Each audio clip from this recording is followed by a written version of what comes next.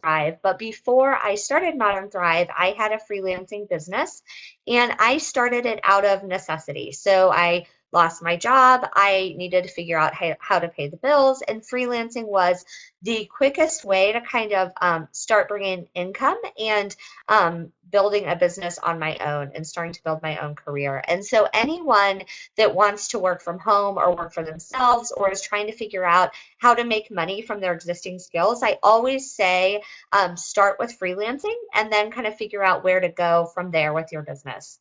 Sorry, I'm trying to get all set up here. So if you guys want to say hello in the chat room so I know who's here, I'm going to ask you guys lots of questions about your business because I want to really take what we're talking about and apply it to what you're doing specifically.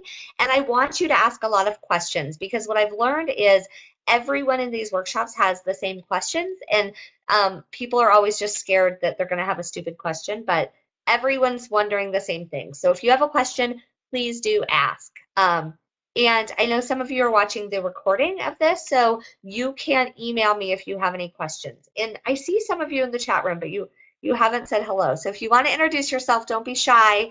I'd love to know kind of who's here. All right. So the first thing I want to jump in with is setting a goal. Hi, Julia. Setting a goal, what it is you want to do with your freelance business. So figuring out, do you want a full-time job and you want freelancing to be that job?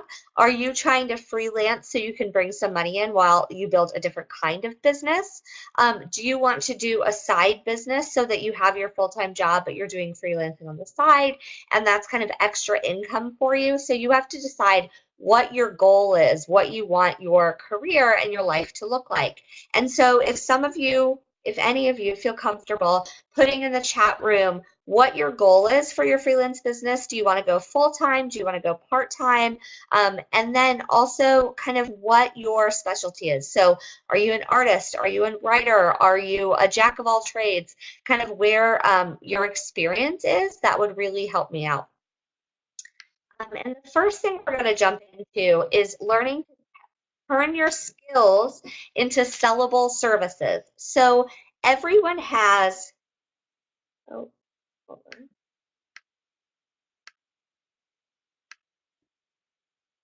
It skipped some of my slides, so I'm trying to find them.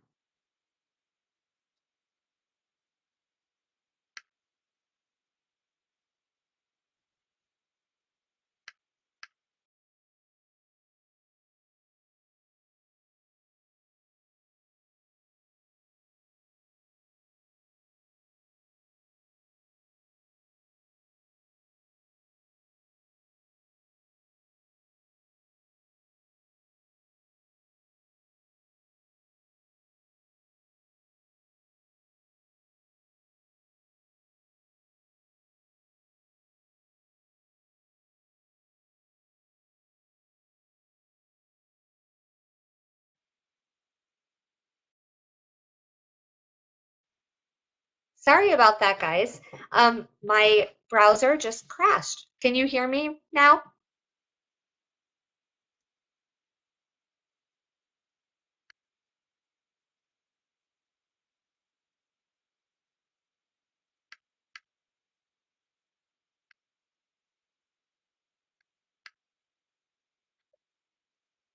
Okay.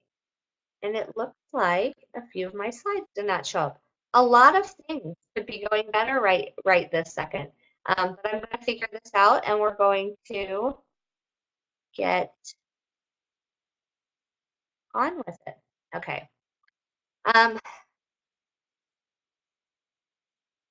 Okay, so Julia, you're currently working in illustration graphic design full-time and hope to continue on that path and looking to ways to improve. Yes, so freelancing, a lot of people in this community are artists, illustrators, designers, and they have lots of ideas about how they can make money as an artist. And I always suggest that you start with freelancing because licensing, creating products, launching things, getting a book published, all of those kinds of projects are something that you work on for a long time, and then can make money down the road, but it takes a while to build up those income streams. Whereas freelancing is something where you can find a project and start getting money in the door now so that you know that you can pay your bills, and then you have the freedom to focus on bigger projects as well. So freelancing is always kind of I always say like your first step into starting your own business, because it is, a really low cost, kind of easy way to get your foot in the door. So the first thing with turning your skills into sellable services is understanding how people hire freelancers. So people hire freelancers in two situations. One, they need help completing a very specific project, or two, they need help or they need somebody who provides a very specialized kind of expertise or specialized skill. And so you as a freelancer, you're not looking to just fit yourself into any job, because people, sometimes there's a position where it needs a full-time person or a part-time person, but there are places where a freelancer fits in, and that's typically when they need somebody who's going to, again, complete a specific project, like a client needs a new website, someone needs their logo designed, somebody is overwhelmed managing their social media and they need help with that. An author is submitting a proposal and they need some illustrations. So it's when someone needs something very specific that they hire a freelancer, or they need advice from an expert. So if they are launching a new product and they have everything figured out, but they're not a designer and they can't figure out how to do the packaging, then they're going to look for package designers or somebody with a very specific skill set who could help them with their project. And so when you're thinking about the types of jobs that you will take as a freelancer, the types of clients that you will find, you need to think about specific projects that someone might hire you for, and then specialties that specialties that only you have, special knowledge that not everyone has, that you can position yourself as an expert in that space. So does anyone have any questions about that? So how people hire freelancers: one is to complete a specific project, and two is to get very specialized advice. All right, no questions. You guys are so quiet. Julie, I'm so glad you're here to chat with me. Um, so the next, number two, is the next step to turning your skills into services is brainstorming what sellable services you can offer. And so if you are let's say you're a graphic designer, there are a million different things you could do with it. You could do logo design, you could do business card designs, you could do package designs, you could consult on product design. There are a million different ways that you could turn that into a service. So start thinking about the type of work that you've done in the past and like specific things that you did in that role, and just start making a list. So when I started out, I had spent my career in marketing, and like marketing is so broad. So I had to sit down and think about like, what are all of the specific things that someone might hire me for? And it was like like managing their social media, reaching out to influencers, doing media outreach, writing press releases. Like I had to make a list of like the very specific things that someone might hire me for. And so you can start broad of like, someone could hire you as a writer. They could hire you as a web designer. They could hire you to be a ghostwriter or a blogger. You could be a virtual assistant. You could do interior design or event planning. You could do editing and copywriting. You could be a bookkeeper. There's like a million different things.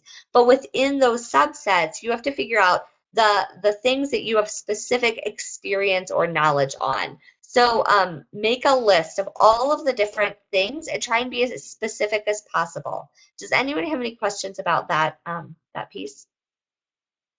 And I'm going to send you all a copy. I have examples in the slides that are supposed to be showing up but are not.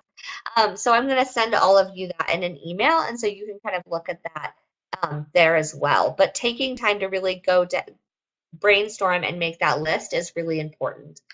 And then the second piece is finding your ideal client. And so the first question is, who is going to hire you?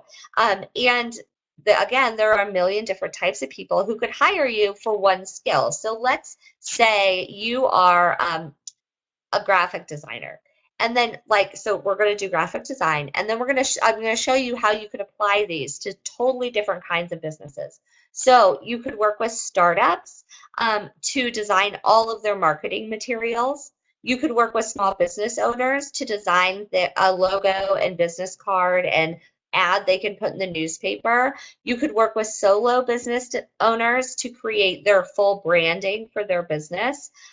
You could look for professionals who are working full time but want a really good personal brand, and you could do personal branding design. You could work specifically with real estate professionals and design marketing materials for their different events. You could work specifically with food business owners and do packaging design and advertising design and branding for food businesses. So you can take a skill set and apply it to a billion different industries, and the type of work that you would be doing is completely different. And so if you're an illustrator or an artist, which I'll use that as an example, the people who hire you as freelancers, you could approach publishers to hire you as a freelancer to do some of their spec work as their for new books. You could approach startups and offer to do custom illustration so there was this big thing like Shopify has done all of their branding is illustrated now, and so all startups want custom illustrations for their branding. So you could go to startups and be like, I can do a whole custom thing for you. You can go to magazines and create editorial illustrations for them. You can go to events and do live illustration, kind of fashion illustration things. You could do, if you like doing kids or illustrating children or clothes, you could go to a store and set up shop and do illustrations there. And so there are a million different kinds of clients that would hire you for your skill set. And so what you're going to do is you're going to have a list of all of the different services, all of the different things that you could sell, and then you're going to have a list of all of the different types of people who might hire you for that work. And then the next step is you're going to figure out who should hire you. And so you're going to find the mix of what work you want to do and what kind of clients you want to work with, and then figure out who exactly you should focus on first. And so some of the questions I ask myself when I'm thinking about potential projects is, how much will it pay? How much money will I make from it? How hard will it be to get the project closed, to sell it in? And then how long will the project take? So, for example, if I approach a startup about doing their social media marketing, the maximum they're going to spend is $3,000 a month. Because they don't have a big budget, and they're going to want you to work really hard, and it's going to be very grueling work, and you're going to have to really convince them to hire you instead of a full-time person. If I go to an advertising agency that manages social media for other businesses, they're going to pay me about $7,000 a month. It's going to be probably a year-long project. It might take 3 months to sell in, but I know that I could work for a whole year. And so those two situations are so different. And so you have to know, how much money do I need coming in the door now? How long do I want these projects to last? How hard is it going to be for me to get this landed? And so you can start to lay out what type of work and what type of clients you want to work with based on your own personal goals and how soon you want to close projects, what kinds of people you want to work with, what type of work you want to do. And what I'll say is you always end up sacrificing something. So there's this there's this joke about when a matchmaker helping someone find the perfect husband, and they're like, you can have someone who's smart.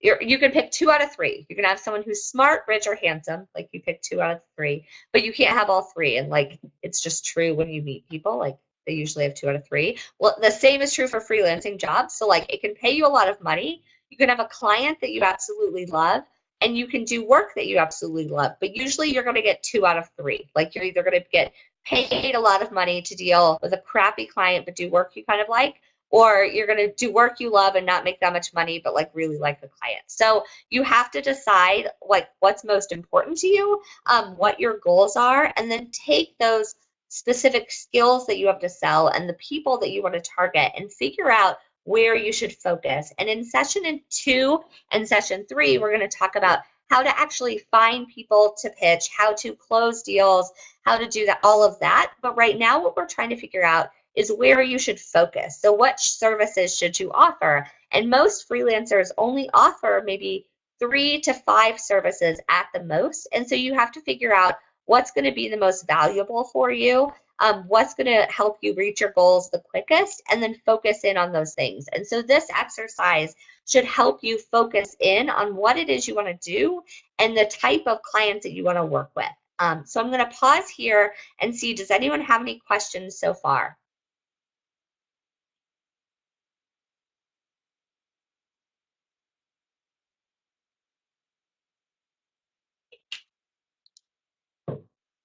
No questions.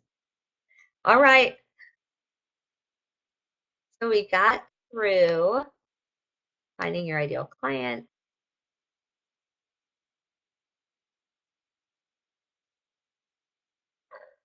And the next one is pricing your work. Oh, I skipped one. Okay, there's one more thing with the ideal client. And then the other thing I do to kind of help narrow it down is actually make a list of client credentials. So there are, what you'll learn when you're meeting clients and meeting potential clients and learning about potential jobs is that the people you want to work with have things in common. So it might be, if you love working with small publishers, and you work with them all the time, then one of your credentials might be, a publisher that works with 15 or less authors, or a publisher with one editor, or something like that. But here are the questions you can ask. So how much money does your ideal client make? Where do they live?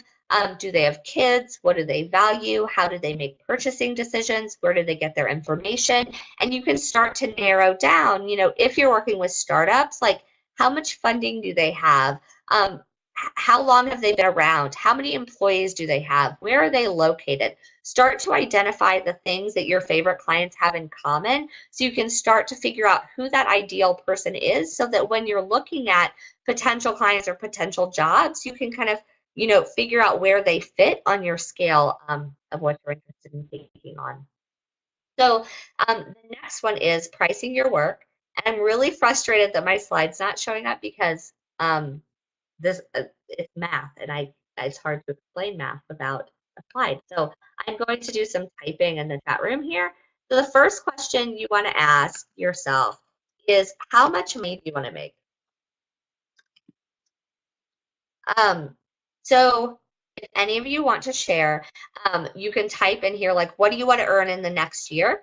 And so what I've learned from all the studies I've read is they say that, like, to be a happy person, you should earn 45,000 a year, and once you earn 45,000 a year, basically, like, you can pay your bills and you have a comfortable life. And then there are studies that show after you make more than 45,000 a year, like, your your life satisfaction does not increase. Like, you're not happier just because you're making more money. So I always say, like, 45 is like, that should be like everyone's kind of goal of like where they want to be, because it's enough money to kind of provide some stability and have some extra money on the side. And it's an attainable goal. So there's my 2 cents. Whatever your goal is great. And it's totally a personal decision. It totally depends on if you're single or married, if you have a spouse that works, or if you don't, or if you have kids, and where you live and how much it costs to live there, and all of those factors. So figure out what it is that you want to earn in the next year, and really put that number down on paper, so that you have that to be accountable for. So then the next thing you do is add 20%. So basically, you'll end up paying, if you're in the US, about 20% of your income in taxes. So for my example, if you want to earn 44,000 a year, you're going to pay $9,000 in taxes. So you're actually going to need to earn $54,000 in total in order to reach your goal. So that's kind of like, okay, so then you have, over the year, you have your number. and then you divide it by 12 months and then by 4 weeks, so you figure out how much you need to earn per week to hit your goal. So if you want to earn 45,000 a year, you need to earn 1125 a week, so $1,125 a week in order to reach your goal of 45,000 a year. So then you figure out how much time you actually are going to work. So whether this is a part-time business or a full-time business. So if you're working 40 hours a week, then you can write that down, and then 40% of the time that you work will be spent marketing or building your business, and only 60% of your time will actually be hours that you can bill to a client. And so you want to kind of estimate how many billable hours you're going to have in a week. So if you work 40 hours a week, 24 hours out of that week are going to be billable. So then if you know, okay, I need to earn $1,125 a week, 24 hours are billable, then you can figure out that you need to earn $46 per hour in order to reach your yearly goal. And so once you have your hourly rate, then you know that no matter what work you do, as long as you're earning $46 an hour, you will reach your income, your freelance income goal. And then what you can do is, based on what the project is or what the client wants, you can figure out how much time is this going to take, and you can estimate and you can price it out based on how much time it's going to take and the hourly rate you need to earn in order to reach your yearly goal. That was a lot of information, and so I'm going to pause. Do you have any questions about how you calculate your hourly rate, how you calculate your time, any of that? Put them in the chat room and I'll answer those now.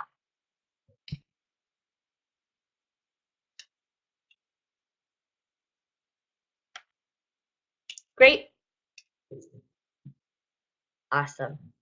So then I'm going to send you all these PowerPoint slides, and then there's actually going to be an assignment because I want you to write down the list of potential services or skills that you can sell, the types of clients that you can work with, and then figure out what your hourly fee should be. And then when you have these three pieces, those come together to help you actually craft what your services are. And so you can then kind of take all of that and start drafting out specifically, like, here are the services I offer, whether it's like, book illustration, logo design, custom design, editorial illustration, social media marketing, whatever it is, you can bullet it out as a specific service and then estimate kind of how much time it takes and what the price is. So I was hoping that I was going to have lots of questions and I was going to be really interactive. And I see there are some more of you here, but you're being really quiet. And so I wanted to see if you guys have any questions specifically about pricing your work or finding your client or figuring out what to sell. And I'm happy to answer those now.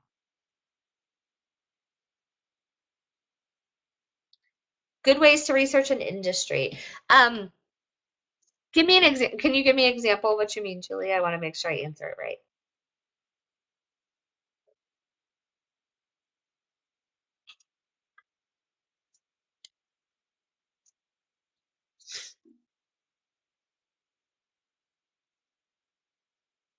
Oh,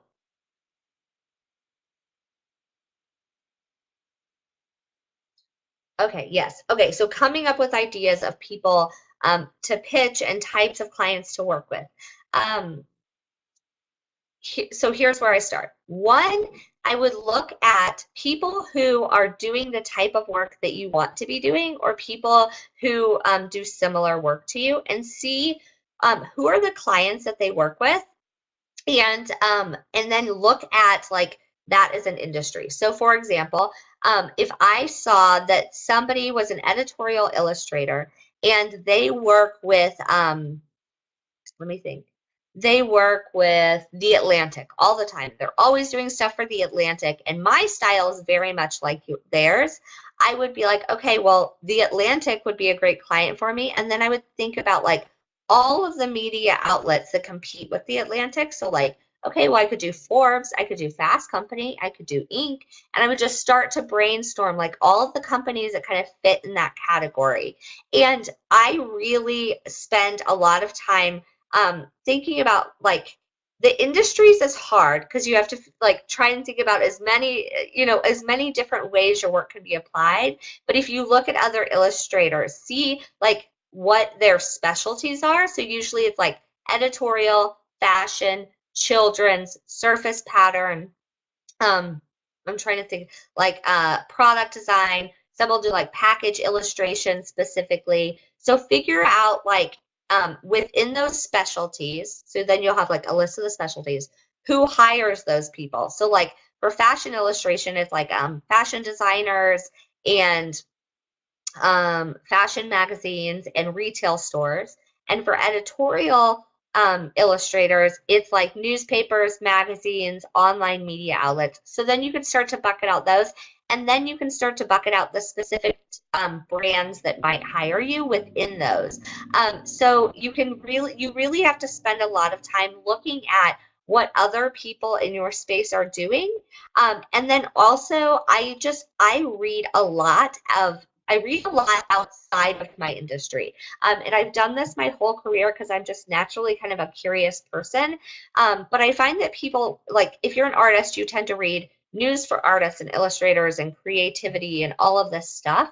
But you never really kind of step out of that. And that's totally normal for people. But what I suggest is like subscribe to a couple of blogs that have absolutely nothing to do with the work that you do, and you will come up with totally new ideas for how you can apply your work. So I use like Flipboard a lot and Feedly to like read blogs and stuff, and I'll subscribe to like education blogs, startup blogs, craft blogs, knitting blogs, crochet blogs, like Etsy blogs, like blogs about just any topic I can think of, and then I'll take the stuff that I know that is like everyone has like special stuff that only you know how to do, that's like inherently that is your skill. And so you can take those skills that you have and figure out like how does it fit into these different industries, and just start exploring and like testing out new ideas. And as you start to think like this, it will happen more and more where you'll go somewhere and you'll be like, oh, that person should totally hire me to do a custom illustration for X, Y, and Z. And so you'll come up with more ideas from there. But I definitely would start looking at what others in your space are doing, what types of clients are already hiring them, and then who else is in that industry who might be interested in hiring you for that. Does that help?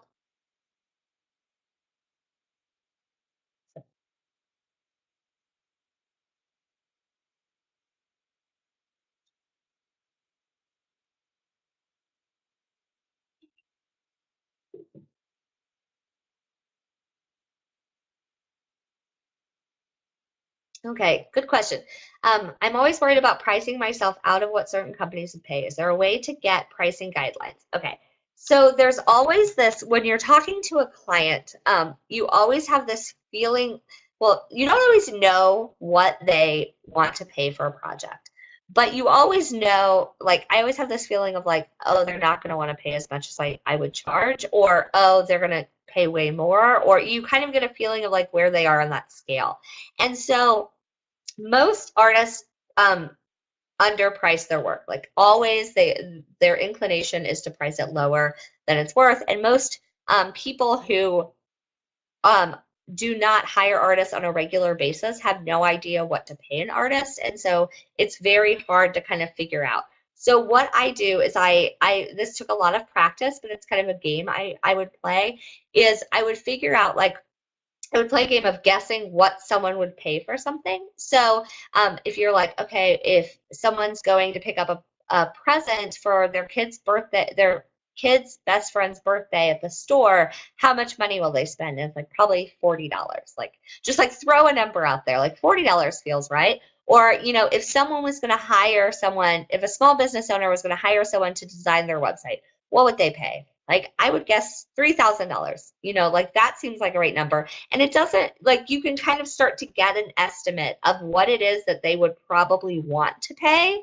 And then what you have to do is take what you need to charge and what they're going to want to pay and kind of find something in the middle. So, for example, if you have a small business owner who's hiring you to do something, it's like usually they'll have like $300 to spend. Like if it's just a graphic or like an illustration, like probably like any more than $300, and they're going to like want you to explain why it's more than $300, which is fine. You should explain it if it is worth that. But if you're like, okay, I know that they want to spend about $300, then you have to figure out what can I offer them that is within that price range that isn't going to take up more of my time than necessary. So like if you charge $75 an hour and they want to keep it under $300, then you're like, okay, what can I do for them in 4 hours max? Like, with revisions and all. And so then what you present to them should fit within that. So I always try and ask the client, like, what is an estimate of what you want to pay? And try and get a sense from them. If they don't give you a sense, then I do 3 tiers of pricing typically when I send a proposal. So the middle one will be like what I think they want to pay. So if I think they want to pay $500, then like the middle option will be $500, and the lower option will be like they get less stuff, like it's less interesting, but it's way cheaper. Like maybe it's like $150 and you get like one rough draft and like that's it. And then the third one is like the gold standard, like this is what you should actually be buying, but maybe you want to spring for this, and that should be like double what they want to pay. So like $600, and that has all the bells and whistles. And then send it to them and say, hey, we can definitely get what you want done within this price, the 300. And we could also do something much more extensive and make it really special. Or if you want to try this out just once, here's a lower fee. And then it gives them some options. And they also get a sense of people just want to know that they're getting a good deal, that it's fair. And so if I'm hiring an artist or an illustrator, I have no idea how long it takes you to do something. Like in my mind, you are an amazing artist and you can sit down and have a complete painting done in an hour. And like, I've never painted something. I have no idea if that's a reasonable amount of time. And so I need you to tell me, how long does it take? What's the process? What are the costs involved? How does this look? Because the more I understand about what you're doing, the more I'm going to value. And so people just want to know what it is they're paying for. And if you're like, hey, here's how I charge. I charge a flat hourly fee, and I'm going to estimate how many hours it's going to take to complete this project. And that's what this fee is. And so if you want something lower, like we can scale it back, but it's not, going to be quite as interesting. And then it leaves it up to them of like, kind of you get what you pay for, like, how much do you want to invest into this? And it's really becomes, it's a very transparent way of approaching it. And so I think it builds trust with clients, and they feel like they can come back to you again and again, because once they have a sense of like what something's going to cost, it's easier to then hire you for a second project or a third project. And so I think having those conversations and just getting comfortable saying, here is my going rate, here is what I charge per hour, and let's figure out something that's going to work within your budget. And so then it seems like a really kind of, you're working together to find a solution versus like, here's my fee, pay it or leave, which I think, is kind of what you're scared of. Did that help, Julia?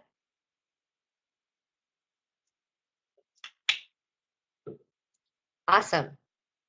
And in not with this session, but in the next session with pitching, I'm actually going to give you guys an example of a pitch I use and an example of a proposal I sent with the 3 tiers, so you can see like how I price things out and how I approach that.